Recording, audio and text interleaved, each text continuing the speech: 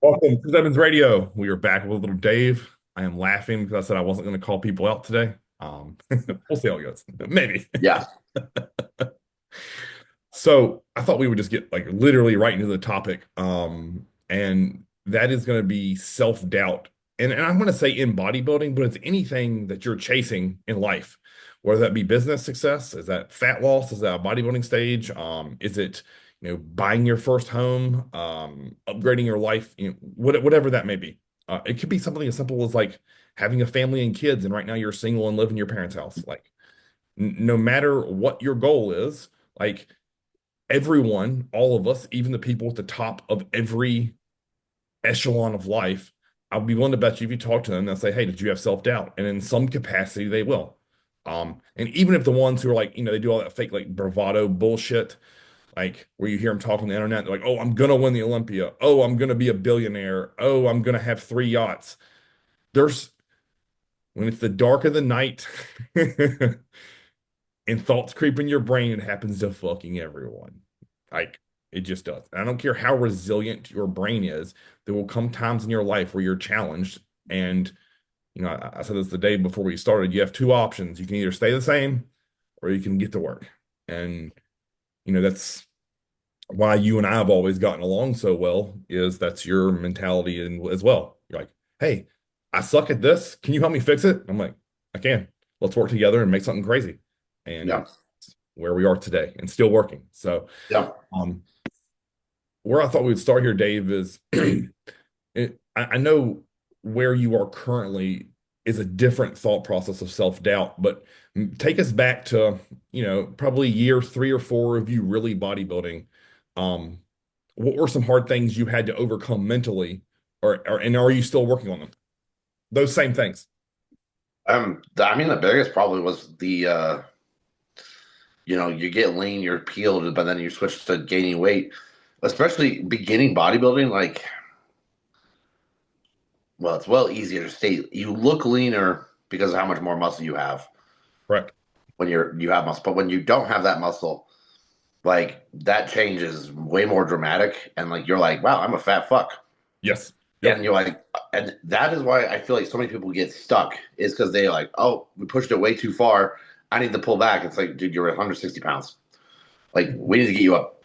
And it doesn't need to be like horrendous, but it's not going to look amazing, No, you no, know? no. And that is probably the hardest point of bodybuilding of just having to be like, okay, cool. This food I don't want to eat. I don't like how I look, but I am actually getting stronger in the gym. Weights are progressing, and I'm growing at some rate. Yes. Yeah. You know what I mean? You have those things in check to keep your mind right, but still, you look at you and you get out of the shower and you're like, "What the fuck am I doing? Why am I eating 700 grams of carbs a day? Like maybe I need 500. Maybe I need this. Maybe I shouldn't. And that's where you don't progress is all that question there, because like I said, if weights are improving, lifts are improving, you're actually growing. Yeah. Like that's where you need to be. Hmm. Yeah. And that changes like I said, it becomes less of a concern. Like the bigger you get, the harder it is to look fat. You Yes. will be fat, but you won't look as fat. Right. Especially in clothes. Yeah. Yeah. Yeah. And so that gets a little bit easier, but it's still, I mean, that's still my fuck. There's plenty of times like I'm like, I just want to not be fat, you know, Right. off season wise. It's just like, all right, cool. We'll just, it's the off season for a reason. But that's probably one of the biggest ones for me. And then, dieting wise, I'm never really worried about losing muscle because I know that would be my fault, not Yes. the diet's fault, Yep. Yep. and that's one thing I feel like I've always been really good at is just training my face off. Even if I've had, I just got to look at rice that day to get to eat any, you know. Yep. Yep. But I mean, that all comes down to just a little bit of experience and like just belief in what you're doing. Yes. Yep. What you just said there is something that a lot of guys and girls struggle with. And they hear prep and they think muscle loss and they think of performance loss. meaning in the gym when food goes down. And I've taught you from our first prep is you only get weaker if you allow yourself to do so. Like now, also know that for the most part, I'm speaking to enhanced bodybuilders. Some natural guys play a very different, it's more of a spectrum of weight in the gym. So if you're natural out there, know that it may not be 100%. I can tell you this, when I was natural, that wasn't an issue for me. Um, and it's as I just said, because I didn't allow it to be. I had an Yeah. all-season weight that I was hitting or a standard for most lifts. And outside of the final 2 weeks, when I was intentionally not trying to like say pick up at that time, probably pick up the 120-pound dumbbells and do incline, I, I was just smart with weight selection. Um, but outside of that, the entirety of my preps, I was using most of the weights that I was using all season. Would I lose a couple reps on say squats or deadlifts or pressing? I might lose a few reps, yeah. But, and then I'm speaking purely natural. On the flip side of that, enhance going into a show, man, I will get stronger into the final 4 weeks, maybe even 2 weeks. I mean, we were at USA's and you were pulling what, 5 plates in the ISO row? Yeah. Definitely got weaker for that, Fuck. So that is a mindset. And listen, there are days when you don't want to pick up the world, but you have to. Because as you said, the only way you get weaker is if you allow your body to do so. The only way you lose muscle is if you intentionally pull weight off the bar or machine or dumbbell, because your body now no longer has a reason for it. So you lose, Yeah. right? Like I need everyone to think about this logically. If I'm doing dumbbell curls in the off season with say 45 pounds for 12 to 15 reps, depending on where I put it, if I intentionally take that down to 20-pound dumbbells the last 8 weeks of prep, my arms will be smaller. They just will. I don't care how much you squeeze them. Like you have to maintain what I would consider like standards of performance. And Yeah. we all have those trackers that we do weekly. Like if there's ever a prep where I'm not doing the stack on a leg curl, I'm paranoid and I'm measuring my hamstrings daily. Like what's wrong? And I'm assessing my food, my cardio, my supplements, everything, because that's not normal. For example, so if that's you out there, like think about that logically. Another point that you had that a lot of people need to really remember is, and I think we've talked about this before on this show, is there's a weird point of prep where it's like 4 weeks into a diet. So if you think about that, like if you start a prep around 16 to 18, 20 weeks out, so those first 4 weeks, you slowly just start looking smaller because you lose all that glycogen within the muscle, right? Mhm. So if we're doing hard numbers, let's say you're eating 800 grams of carbs on a training day and we take you down to say 700, 750, 725, you're not going to look as full. No shit. Um, Also, if that tends to coincide with a lot of my guys, I like to like clean them out the first phase of a prep anyways. So you're pulling back on your supplements, your food is coming down. Of course, you're not going to be blasting full anymore. We aren't shooting 8 units of insulin pre and post lift. We aren't, growth hormone is reduced or out. Your testosterone is down. Like you have to think about this logically. So Yeah. you go through this like, oh man, I'm not big anymore, but I'm also not shredded. So what are we doing, Chris? Hey, take a deep breath. And I know, like, I hate the coach's response of trust the process, but you do have to kind of trust the process. Like, Yeah. and I say that, but I can also explain it to you like I'm about to do. But you have a belief system of like, hey, my weight's maintaining in terms of the weights that I'm lifting. I'm eating 6 or 7 times a day. My protein's well over 300 grams. My muscle's not disappearing. Um, it's just not. Yeah. Unless you aren't sleeping and you are fucking like doing blow off of your girlfriend's ass every night, like your muscle's gonna maintain. I promise. You're just going through that weird phase of like losing a lot of that like fat and water that hang around the body. It's really hard to like, most guys can't see they don't look at their low back, their glutes a lot, but they just see like, oh, my quads aren't as round and as vascular. My shoulders look like they aren't as big and full. Like, yeah, of course not, man. When we add the supplements back in, when we start cycling your carbohydrates, when we give you high days, like you'll come right back to life, I promise. Like it just works. And as you alluded to earlier, is like, the leaner you get, the bigger you actually appear. The amount of times when I was at Elite and Chaz was filming me and guy would be like, man, how much you weigh? And like, you're like 250, 260. I'm like, I wish. Yeah. 230, maybe 228 fasted. They're like, what Yeah. the fuck? And I'm like, yeah, man, just the fat's gone. Yeah. So it's a different look. Like I think a lot of times if you put like a picture of you and I shredded on like say the left and you put a like a full-blown all-season photo and say, hey, which one do I weigh more in? Most people would probably guess like the pre-contest shit when really we're down Yeah. 20, 30, maybe 40 pounds. So um, you know, getting through that initial fat loss phase of a prep or just a lean out in general, I think is very, very challenging for people. And if especially if it's just the first time you're working with either you or I or another coach, you Yeah. don't know what our system is like. You don't know that, hey, your body will come back to life. Yeah. So Well, it's also kind of a fun game. I mean, like yeah, a lot of people in that skinny fat zone of prep, yeah, where that 4 to 6 weeks of you're still fat and you're just flat, yes, yep, where you look way worse than when you were bulking because you're full there. You have the same amount of fat, but one full muscles versus flat muscles, right? yep, People do two things. They either go back to off season, yep, yep, right? Or they push too far, too hard, too fast. correct. Yes, yep, And then in the 6 weeks they drop their calories their carbs from like 800 to 130. yeah, agreed. you know, and it's just like, well, we still have another 12 weeks over here.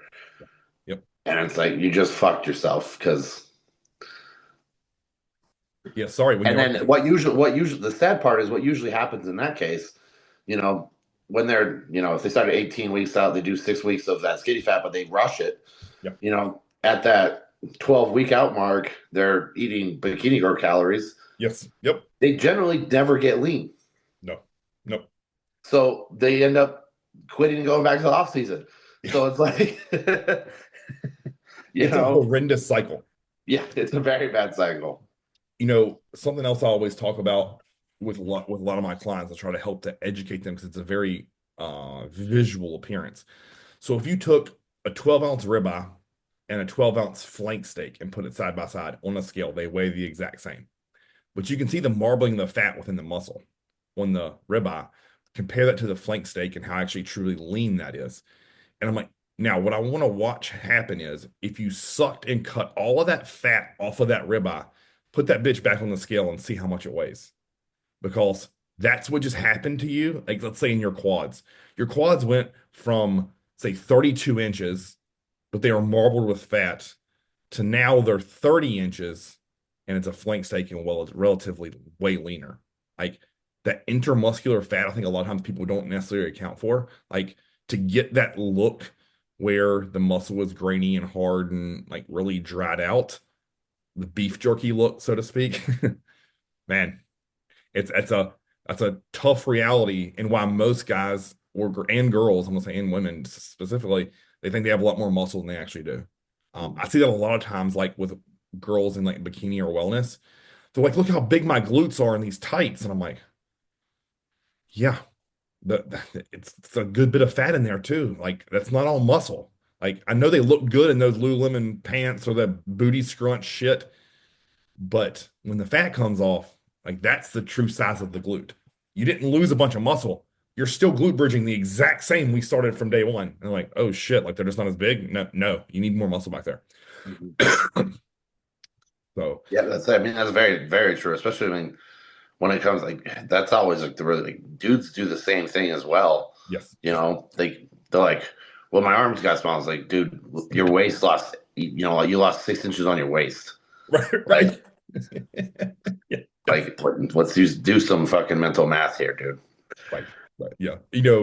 That's that's always a tough part for me. I'm gonna speak really personally about myself. Is like until my waist gets really small, I don't have that exaggerated X frame that I normally have, and I fucking hate it. Like, so it's like you have to wait until you get two. When I'm into say hole one or hole two on my belt, I know I still have work to do, and that's a tangible, trackable progress that I can do every damn prep. What belt hole are you on? Like, If in the off season, depending on if it's a high day or a medium day, I'll be somewhere between hole 4 and 5. At the end of my prep, I better fucking be in hole 1 or 2, depending upon how I Mhm. feel that day. End of story. Um, do you have any things that you track, Dave, like in terms of like, I know all the weird shit that I've used is like, oh, are my boxers like really loose, or these pants don't fit me anymore, they're falling off at the time. Like anything that you use that's tangibly trackable? Pants for sure. Yes. Yep. But I honestly, I try not to think about it as much, Right. Yeah. like, because that always gets in my head a lot. But like, as long as I'm still strong in the gym, Yep. like relatively the same there, I Mhm. don't care, Right. Yeah. you know? Right. And like, I that used to really mess with me, but like, I mean, pants always get really loose. Yeah. Like, that one's always crazy because you're like, the waist gets really loose, but like, your legs are still like filling them out, Correct. Yes. but you're like, oh wow, this is wild. Well, it makes it worse too because like I don't know about you, but like I have to buy a size 36 pants Right. Yeah. just so my legs fit. Correct. Yep. So like in the off season, like I still have to wear a fucking belt. Yes. But then Yep. come contest prep time, like those are comical because I'm just like, well, I just probably shouldn't wear these because I'm like the waist is like a garbage bag. Looks like you probably hop down the front of Yeah, them. and then it's just gonna get stuck where my legs go in, you Right. know. Yeah. Yep. But like, it's just like, all right, well, you're already playing a losing battle that way because like they're always loose. But Yeah. Yeah. Yeah. That's what you just said there is powerful because I don't think a lot of people are capable of that. They just get too in their head and they're too emotional tied to a look, a feeling, a scale weight. I see that a lot of times too. The self-doubt will creep in. Like, let's say we're just fucking killing you with lower food and you've been steadily going down every week, and then one week out of nowhere, you're up 3 pounds. And they're like, I swear to you, I didn't cheat. Like, something's wrong. I don't know. I'm like, hey, take a deep breath. We're okay. Like, you're good. Like, yeah, I think the greatest thing you've had where your scale's been all over the place. It's been up, it's been down, it's been way down, it's been way up, it's been stand still and not move. And you don't put a paragraph explaining to me that you didn't follow the plan. I'm like, yeah. you're like, here's the Well, I data. think the biggest thing about that is that it what you when you add food or take away food, you can see it happening. Yes, agreed. It's not like those weird client cases where you're like, I just removed 400 calories from their diet and their weight stayed the same and they look the same. Like in the cases with me, it's like you remove some food and I if I look this if I the weight's the same, I might look different. Correct. Yes. You Yep. know, like that's happened plenty of times. Like hell, I've had entire preps where like the weight went down. Like I lost like 10 pounds the entire prep. Right. Right. Yeah. Yeah. In weight, but like obviously look changed every time we checked in. Yeah. It's like, all right, cool. There's no reason getting on the scale and getting mad if it's the same fucking weight. Like, oh, cool. I can like something's leaner. Yep. I always tell people this story. The prep I did with 2000 in 2019 with John, my weight hit 217 and it never changed. It was always 217 point something for the last 8.5 weeks. Yeah, And he didn't give an absolute fuck. Every week, like, all right, do this, do that. Cool. Do this, do that. Good. Got it. Where's your cardio at? All right, cool. Take it there. Good. Add 200 grams of carbs to this day. All right, cool. And then, like literally, we just cruised. I think I weighed in at 217.8 on the scale for the show, and I stayed that for like a week afterwards. Like my body was just good there. yeah, And he knew that I wasn't cheating on my plan because, as you said, the pictures tell the story. If there were metrics within my physique that weren't changing, meaning glutes, for me, glutes, hamstrings, back, like he would have had to say, hey, like, what's going on here? I changed your plan, but you aren't changing. It wasn't married to that scale. um, yeah, it's like you said, like the pictures aren't changing. That's what worries me. And just to share some insight for anyone who's a client of mine, or if you're a coach out there, like I don't read the body of my clients' emails first. I have their previous week photos pulled up on my phone, and I have their current photos on my computer. And I look at it. I have them pulled right up side by side. And I just want to assess, okay, cool, front double, good, side chest, side tri, back double, most muscular, whatever photos. If it's a general population client, front, side, back. Cool. Then I read the body of the email. and because I don't want their emotion to impact what I see in the photos. I want to go in fresh, and it's no different than, if I'm with you at a show week, the first thing we do is look at you. I'm like, all right, cool, let's pose. Find some good light and pose. A lot of times you won't even have stepped on the scale. Like we'll Yeah. pose and then you'll step on the scale.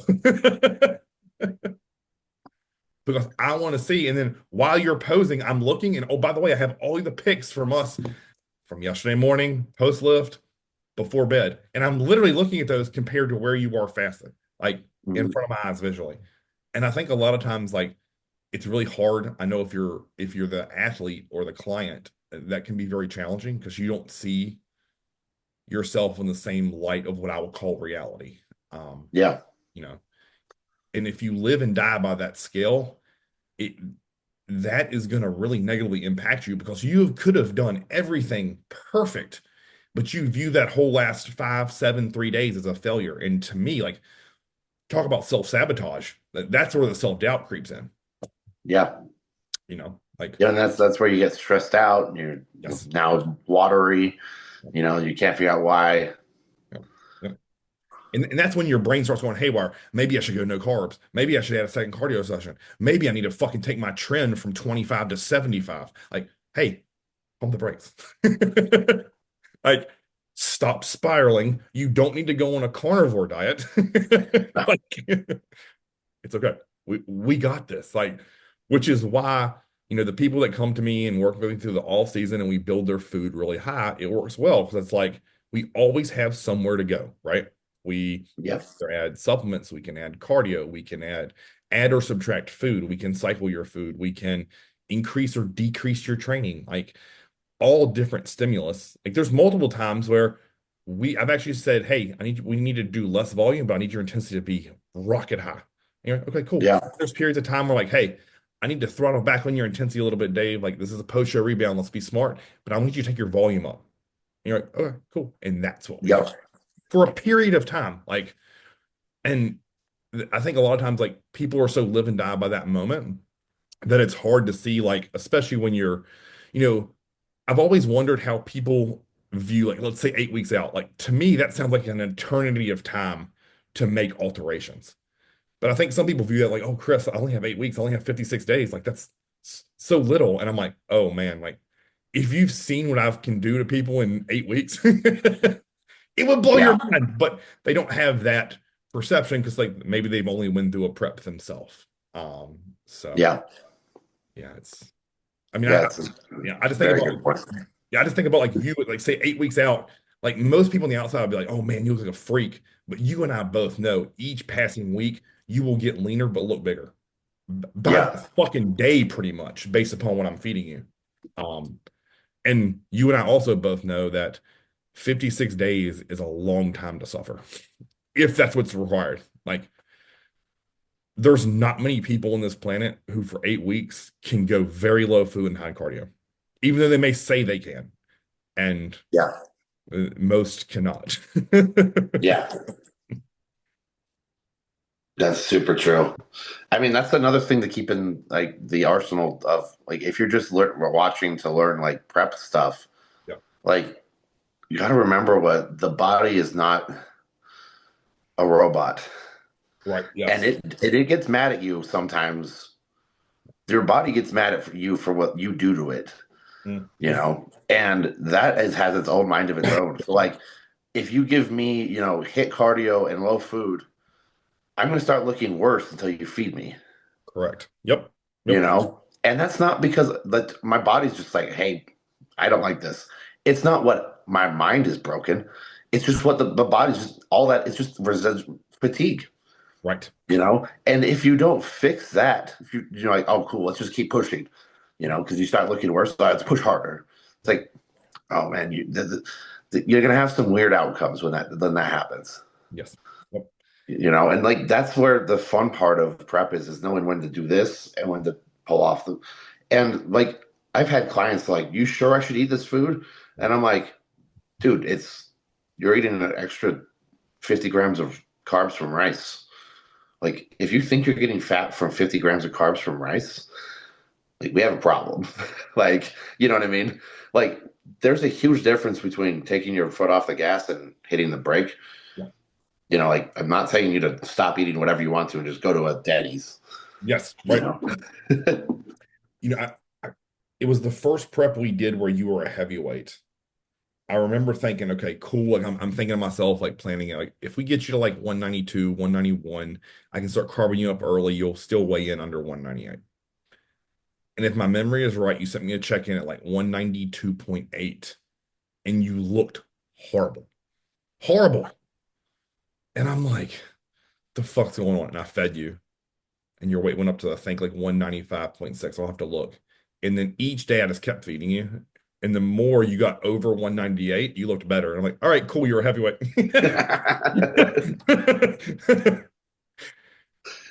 I again, I didn't care. Like, but we learned that through previous preps when I'd push you down trying to achieve new levels of leanness. There's a breaking point where we have to hit it, and then I'm like, okay, I gotta get them filled back up, and then we drive back down to a hole, and then we fill you back up, and that frequency of food increase solely depends upon the day. Yeah. Um, and a lot of times people are scared to do that. I know I can't remember what prep it was, but I know there was one time where I had you eat back-to-back Five Guys meals for your final meal. Yeah. It, it's what in the moment I saw that you needed and it worked. Yeah. I think that was maybe back in your middleweight or light heavyweight days. I can't remember. I have to look Yeah. at the emails, but Yeah. I think it was light heavies. yeah, yeah. And I mean, you're like, all right, cool, Five Guys again, yeah. Yeah. Again, yeah, I think a lot of times the self-doubt is also coupled a little bit with like mental resilience. And I know that a lot of people are like, oh, Chris, like you're just dieting and training, like shut the fuck up. This isn't life altering. You don't have cancer. You're not in a war. No one's trying to shoot at you. You're not a police officer, right? And I'm like, yeah, you're right. Um, but there becomes a point, and no matter what you're chasing, becomes hard and challenging. And Yeah. becoming resilient, the only way you achieve that is by doing it. Like you have to do it. And I believe in my heart that every prep I've ever done has become slightly easier, even though the what I asked of my body may have been harder. Yeah. I that's the truth there. You know, and it's I actually had this conversation with my girlfriend the other day because like there's a lot of times where I mean everybody's perception of hard is very different. Correct. Yes. You know, and like I'm grateful for some of the things I had to go through when I was younger because like it no joke made me a better bodybuilder. You know, like I'm like honestly that helped a ton. But like I it blows my mind. Like it was like because like even like wrestling in high school, like I had to make weight cuts and that. Like I learned how to be hungry when I was like 16. Right. Yep. Like and I've had clients where they'd never learn how to be hungry. They're 45. Yeah. You Yep. know, and it's like like obviously that's a different level. Like it's the same fucking feelings Right. Yes. but your perception of hard is different. It's just like the people who go climb Mount Everest, right? Right. If I went to a local trail and I went to the top of it here in Utah, it'd take me, an hour and a half, and I'd be soaking wet Yeah. Yep. because it'd be fucking hard for me. You take Great. the Everest guy, he'd be like, "This isn't even a warm up day." Yep. It's just I would say, all right, that was difficult, because I am not used to hiking, Right. Yep. you know. And you take someone who's used to hiking, and they're going to be like, "That was a walk in the like this. We haven't even started hiking." You're right. you It's know the warm up. so it's the same concept when it comes to prep, Agreed. like it's all the same feelings but you just learn you're like, oh cool, this is what I'm used to feeling. Right. I've been here before. Mhm. Let's see if I can go a little bit further than where I've been before. You're correct. Yes. And I know that you and I have been fortunate enough to be around some like really high performing individuals in our life, that have kind of led the way, even if they didn't know we were watching. Um, Mhm. which I think a lot of times is more powerful than, you just take it in and see where they had to go. And I think I learned this at a very young age, like the bodybuilders that was at my gym that I looked up to, when they spoke about prep, they were always very positive about it. Very rarely were they ever like, "Oh, gotta do cardio again," or "Oh, fucking fish and rice again." It was always like, we're doing what we have to do to be what others aren't. Like if Yeah. we expect to win, we have to be extraordinary and extraordinary for us, not extraordinary for like Ronnie Coleman. Like you and I are never going to achieve the look he had in 1998 when he won the Olympia or 99, 2001 Arnold. Like we aren't going to achieve that. If so, we'd already been bigger than we are now. But Yeah. can we achieve our level of that physical perfection for our body and genetics? And like that's what I'm always thinking about when I'm chasing it, and when you look in the mirror, like, 3, 4, 5 weeks out, 2 weeks out, after you have a good pump, man, it's so refreshing. Like, you're like, oh my God, all this shit is worth it. Like, Yeah. that's how I feel. I'm always like, fuck yeah, is it hard? Yes. Am I hungry? Yes. And hungry is what's funny is like, think about how hungry you are when I feed you 700 grams of carbs on a high day at 3 weeks out. It just, Yeah. you would think, like, I'm sure you're like everyone. You get your plan, you're like, oh God, I'm not going to be hungry today. Hell yeah. And it's like, how in the fuck am I hungrier yesterday when I had all the food and today I'm on like air and meat and I'm not that hungry? Yeah. That's kind of the fun thing. You almost start to like know what the high days are terrible. Yes. You're like, especially like the high days where you cut my protein down. Oh, I'm yeah. just like, fuck, man. Yeah. Like, can I just have my 8 ounces and veggies? Like, I'll just have my air fish, like 8 ounces of chicken and air, and Right. I'll be satiated. But like 3 ounces or 4 ounces of chicken and 200 grams of carbs. I'm like, oh my god, this is I'm fucking starving. Right. You're like 10 minutes after you eat, you're like, fuck, did I eat? Yeah, there's the Tupperware. Yeah. Okay. Never mind. Yes. And listen, those are the mental mind games we have to play. And I'll share a story for everyone. Like my second prep that I coached myself, I really wanted to push myself to a new level of condition, but I'd never been that type of hungry. And man, I remember sitting on the couch like with Angela, and this was a time where, do you remember those bodybuilding DVDs where Jay Cutler was like drinking like a case of Diet Mountain Dew a day? Did you ever see Yeah. those? Okay. Mhm. I found like diet root beer tastes good, it's sweet, right? And it really bloated my stomach. So at night, between meals 5 and 6, I would sit on the couch with Angela and drink a 2 liter of diet root beer. I wouldn't dream of doing that now. Like my stomach would be so all types of fucked. Like, but in that moment, I thought, man, no one should be this hungry. Like, I knew if I drank all that and it would like bloat my stomach and be all like bubbly and shit, and I'd burp a lot, that it would just give me release or like I didn't get to escape that hunger, right? Where now it's like, man, I know that when I'm sitting on the couch and I'm hungry, my body is burning through body fat, or at least that's what I want to think about. And Yeah. okay, cool. In 2.5 hours, you get to eat your sixth meal. And as soon as you finish eating, take the dog out, let her piss, carry her upstairs, and you get to sleep until 4, 5, 6 o'clock. And you wake up and do your cardio. Like now it's such a different mindset or evolution of like, I think if you've never been pushed to the brink multiple times, you can't appreciate that moment because you just want to escape it as fast as possible. Yeah.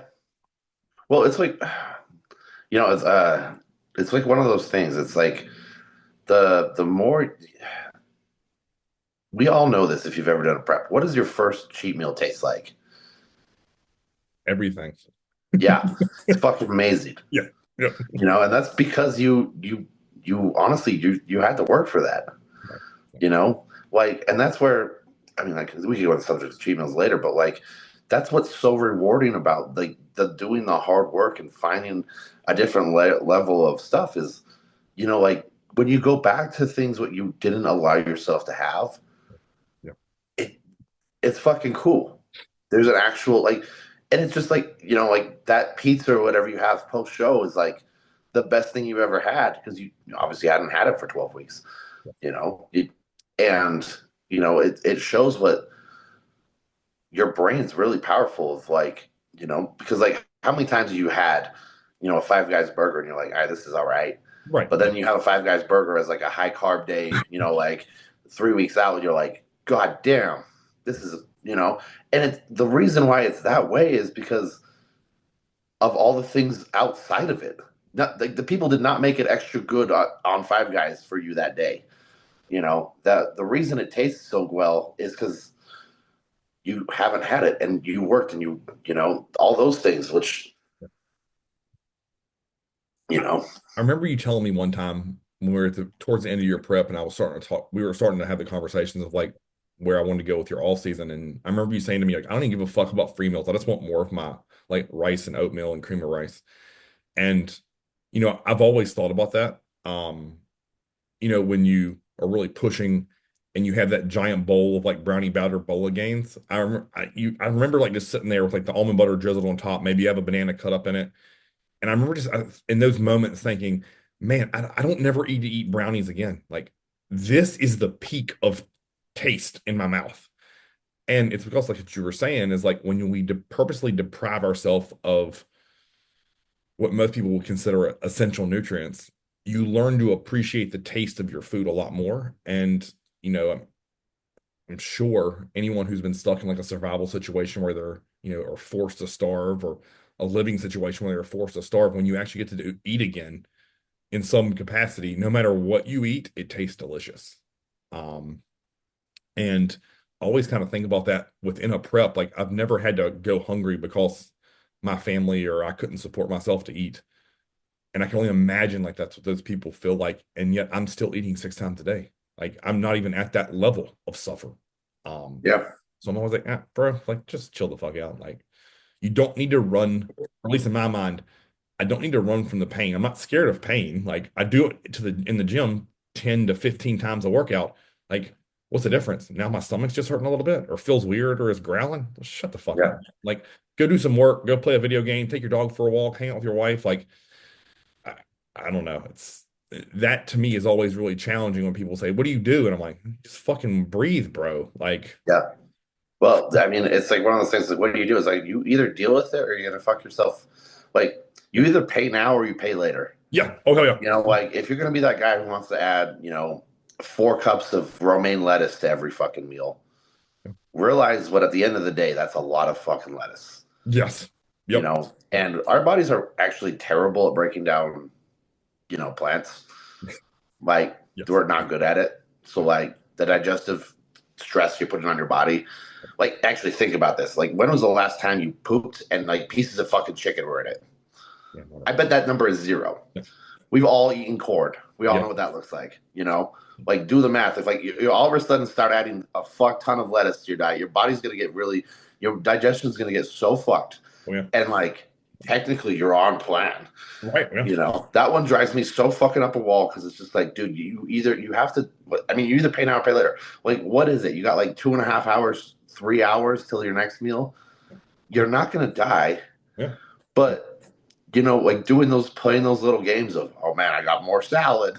Right. Oh, yeah. Like Yep. that may work today, but in a week from now, when you have digestive problems and now you're actually losing muscle because you can't fucking digest. Oh, yeah. Yep. I, that you paid later, and that's a lot worse feeling than being hungry. Oh God, yeah. When I was really getting into coaching, that was really popular amongst some bodybuilding circles. That was really before social media. So like there was these old wives' tales of like, oh, if you're hungry at night, just eat a couple cups of like sugar-free Jello. Um, or have a sugar-free popsicle, or it's okay to chew a pack of gum. Like it's okay to drink 14 fucking scoops of essential aminos throughout the course of your day. And I was always like, why? Why are you doing that? In my mind, that's how I thought about it. Now, coming from a guy who said he just fucking drank 2 liters of soda every night, I can definitely understand why. But at the same Yeah, time, like in my mind, I'm like, okay, that's just fucking liquid. It's not that big of a deal. Like, and it was for 3 weeks. But as I matured, I realized like that was stupid and I stopped it. Where I think there's a lot of people that still search for those workarounds like, oh, well, I'll have this 0 calorie Walden Farms, or, I'm not going to measure that sauce or ketchup, or, I'm not going to think about that each one of those energy drinks or flavored waters I have 8 calories and there's 5 calories or 10 calories. Like, well, guess what? If you do that all day, you may have just went and added 2 to 600 calories. and especially if you're a bikini competitor or Right. Yeah. like you're done. Like if you Right. weigh 120 pounds in your diet and you eat 200 extra calories of random fucking salad and Right. sweeteners, Yes. like you're not in a diet anymore. Agreed. Yep. I've also thought this, like, I've had multiple clients like when I begin to pull their carbs down, they're like, "Oh, can I take my vegetables up?" That's what a lot of my other coaches did. I'm like, "Okay, cool." So let's say, for example, you went from 1 cup of rice to 2 cup, or sorry, from 2 cups to one. That's roughly 37 grams of carbs. Let's just say 40 for easy math. If you've been eating 50 grams of vegetables with all your meals, if you take those vegetables north, you are shortening that differential of 37 grams of carbs. So maybe you're taking it to 33 or 32 or 30 over the course of a week and a month. Think about how much difference you could have made. Now, what I guess I'm gonna have to do, I'm gonna take your rice from 150 to 100. Then what do they think? Oh, well, now I'm gonna take my vegetables even higher to say 200 grams. You are fucking me and yourself. Because eventually I'm gonna say, okay, you get no rice at this meal. Yeah, and then I have 4 cups of broccoli in there. Right. Where, that's the good thing about you is like you're like, fuck vegetables. I don't even need that. So when I make a change of say, 225 grams of rice to 200, it's like, bam, okay, that's the difference. When in the grand scheme of life, I only changed your carbs. If we went 225 to 200, I took you from 56 to 49. Not very big, but it made an impact because you didn't take your vegetables this way. Um, or you didn't say, oh, I'm going to start dousing this in sugar-free barbecue sauce where you're getting like 4 tablespoons of that shit. Like, nope. We've used the same amount of sauce the whole prep. Like, it's easy. And I think a lot of times like guys and girls don't realize that the magic of dieting isn't 225 grams of rice is 56 grams of carbs because people could argue that number with me all day. Well, this app says this and that app says this, but no, the magic is when I reduce you from 225 to 200 to 150 to 75 to zero. That's the Yeah, difference. Because the actual carb amount you're ingesting to me means absolutely nothing. The yeah, difference is the change, and the and change is the consistency of it. correct. Yes, exactly right. So when you're out there and you're dieting or gaining muscle, whatever it is, like you have to remember, like stop trying to look for ways to like game the system, so to speak, and look for ways to make everything just run more efficiently. Now, you and I both aren't of the optimal camp. I don't think you and I would ever say that, but I would say you and I are of the precision camp. We do Yeah, things with purpose. And yeah, if I need you to get full, I needed your carbs to go this way. I don't need your vegetables to go that way. If I need you to get harder, I need your carbs to come down. Simple as fucking that. Like, and yeah, it's the evolution of training, right? So yep, one thing I thought that we'd finish up here with, is, I think I'm pretty sure it's a Dusty Hanshaw saying is like, you have to get flat to not be fat. yeah. I may have butchered his statement there, but I think he's the first person I ever heard say that. Um, how do you teach your clients that principle? Honestly, well, I've said that to them directly. That Yeah. Dusty Hand stuff statement. And I with that, I mean, it's just part of the territory. Yes. Like being flat's not a bad thing. No, Like agreed. I love pointing it out when someone does a check-in photo. I'm like, hell yeah, you're flat as fuck today. Right. Yes. And then like that usually means okay, we might have to add some, Yep. but it's that's not always the case, you know. Yep. Like just like that, I love pointing it out, be like, hell yeah, like it's not a bad thing to be flat. No, Like it definitely is not the end of the world. Like there is a that just means the plan is actually working. agreed. Yes, yes. Yep. You know, here's how I try to explain it to people. If, and I'll use you as an example. If you were flat, I could fix it in 1 to 6 meals easily. So somewhere in that range, depending upon the level I pushed you to.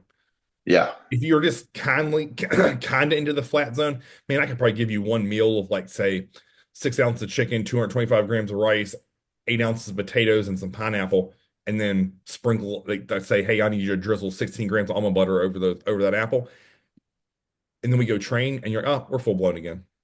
yeah, If you're deep in the suck, it may take me a whole day or the whole day and part of the next to get you back to yeah, what I would consider baseline. And then you know how I do it. I always like to go to baseline, but then surplus a little bit so that yeah, I give myself a little bit room to play with. Because I know in my heart, like I can get you full, like I said, in 1 to 6 meals. But if we had, say, 2% of body fat to take off you, that might be 2 to 4 weeks. Like So I need people to hear that. You can fix flatness in 1 to 2 days. To fix fat, it may take 2 to 8 weeks. Like, Yeah. so when you're allotting for progress and allotting for, say, a show prep or, a time to go to the beach with your friends, look good in a bikini, do a photo shoot, whatever, just simply remember that. Like, if you get too flat, we can fix it relatively quickly. Mm. Um, Depending upon also a lot of other variables with, what we're doing with supplements. Like, if we have insulin and growth hormone in play, man, I can fix that in fucking shit 3 or 4 hours, maybe even quicker. Um, but if you come to me with a body fat issue, man, it's we gotta work. So always remember that out there. If you're watching, like, I'd rather you come to me stringy and flat at the end of a prep and like, oh man, we can fix this. Like, this is good. Glutes are shredded, skin is shrink wrapped to the skin. It just isn't blasting against it. Man, we can fix that quick with carbs and fat. Um, but if you are out there and you're like, and you get to me and you're like, oh, Chris, I'm at 4 weeks out, and you have what I consider 8 to 12 week out conditioning, you better pick a new show, homie. Yeah. Anything you want to wrap up today with? No, that With sounds about perfect. Yep. And You know, as far as like, and then mentality, like making yes, sure like your goals match your outcomes. yes. You know, Mhm. so Yep. making sure like what you just said there. You know, if you're 8 weeks out, you look like you're 8 weeks out, but your show's in 4 weeks. Pick a different show. Correct. Yep. Like, don't try to do the impossible. And have aggressive but realistic goals. Yes. Yep. Yep. You know, if and that will help so much if with self doubt because hitting goals you're gonna feel good about it. Yes. You're gonna make more progress from it. Right. If you set super ambitious, like if someone came to me and they're like, I want to lose 100 pounds by June, I'd be like, how about 25? Correct. Yeah. You know, Yep. Yep. and we can go for the other 75 through like while we're going, but it's just not going to happen. You know, and that's where your self doubt and goals have to align. Like if it comes down to it, okay, you have the goal of you want to be on Mr. Olympia. You've never competed before. You want to win an NPC show. Right. That's your new goal. Mhm. Hit that. You want to win a national show. Right. Hit that. You want to win a pro show. Hit that. But even maybe even smaller than those. Yeah. Right. Because like, if you get discouraged from that goal, you need to make a smaller one, Correct. Yes. and that's not a bad thing. Not bad. Agreed. I think what I'll finish with here is just committing to yourself.